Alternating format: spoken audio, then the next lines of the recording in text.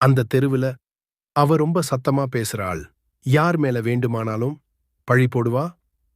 அவன் திருடிட்டான். இவங்க இப்படிதான் சொல்லி சொல்லியே தன்னை பெரிய ஆள்னு நினைச்சுக்கிட்டா. ஒரு நாள் ஒரு சின்ன பையன் மேல திருடு பழி போட்டா அவ. ஆனா அந்த பையன் வீட்ல இருக்கவங்க எதுவும் பேசல. அவங்க குடும்பம் ரொம்ப அமைதியா இருந்தாங்க. கொஞ்ச நாள் போச்சு. அவ வீட்டுக்கு சொந்தக்காரங்க வந்தாங்க. அப்போதான் கொண்டு வந்திருந்த 2 பொருட்கள் காணாம போச்சு. அந்த நிமிஷம் பழி திரும்பி அவ மேல விழுந்துச்சு.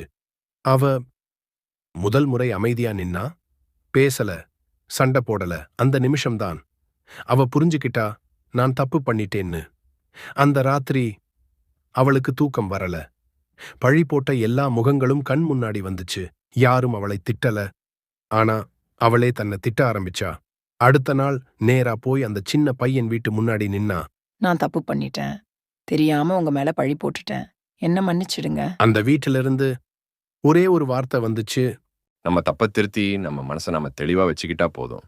அந்த நாள்ல இருந்து அவ யார் பத்தியும் கேவலமா பேசல.